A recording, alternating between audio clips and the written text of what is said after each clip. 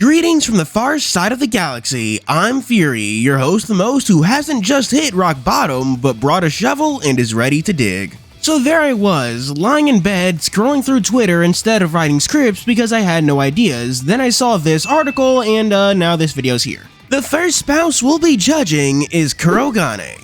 All in all, Kirogane has a lot of things going for him. He's not completely insane like some characters, nor does he have any major turnoffs. The biggest downside to this dude would be that he'd be more interested in machines than you.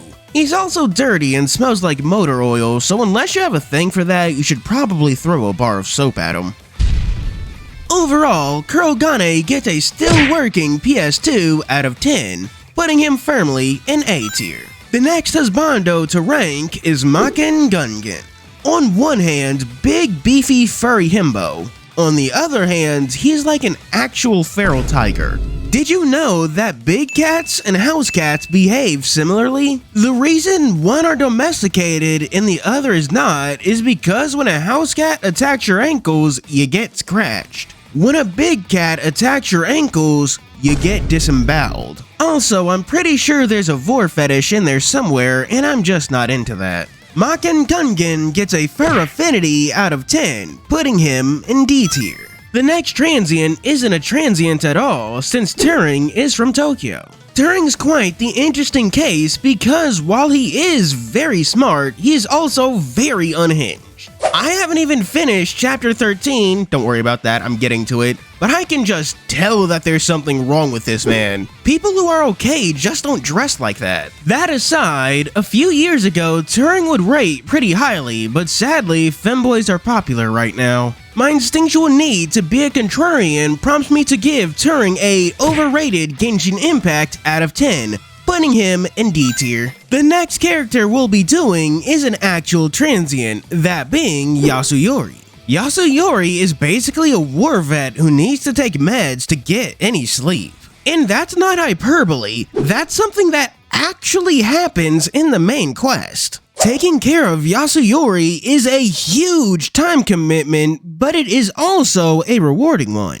As such, Yasuyori gets a shelter dog that timidly sits next to you as you watch TV out of 10, putting him in S tier. And after Yasuyori is Jambavon. Just like with Yasuyori, this guy's a man of many needs that you have to provide. Granted, Jambavon specifically begin with AP and end with egging, so there's that. He's also dedicated to his work, perhaps too much, so overall, not good spouse material. For that, I give Jambavon a Subway sandwich out of 10. He gets C tier. Next up is Sholetel.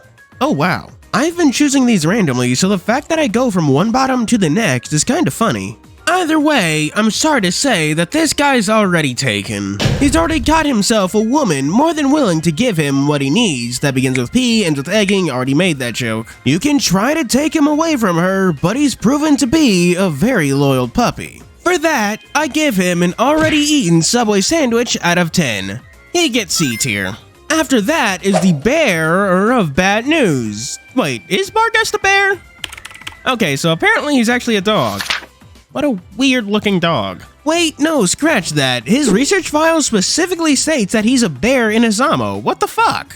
Either way, despite Bargus having proven himself a great father, he'd be a very poor spouse. He self-admittedly attracts bad luck, which just isn't the kind of thing you want to build a relationship on. You remember that old movie, The Money Pit?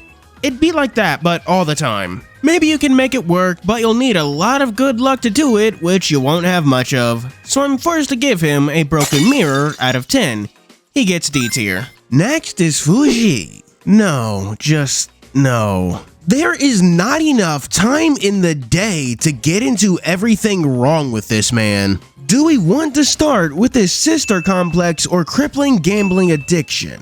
How about the fact that he's a misogynist, or maybe that he's also an invader? I rate this boy a restraining order out of 10. He doesn't even get to be on the tier list. After Fuji, I'd be remiss if we didn't do Opion.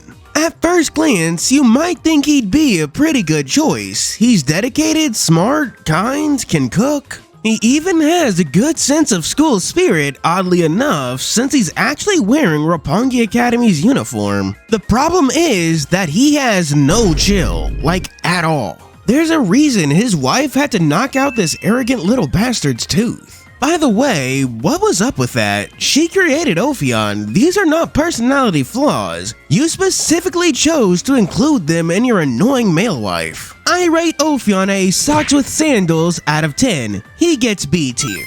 Speaking of male wives, next up is Seto. Honestly, he's easily one of the top 5 choices for marriage. He's already shown to be great with kids and has wonderful home ec skills like cooking. He's fit and active too, and more importantly, totally okay with ditching the clothes. We just have to ignore the fact that he's maybe slightly kind of already married.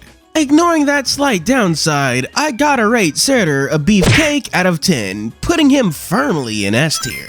Going from Seto to the opposite of that, we have Ulen. While Seto would be the nice, dedicated house husband, Ulen would be the boyfriend that has yet to get a job. He also won't stop hitting on people, like at all. Like to the point that it's kind of impressive.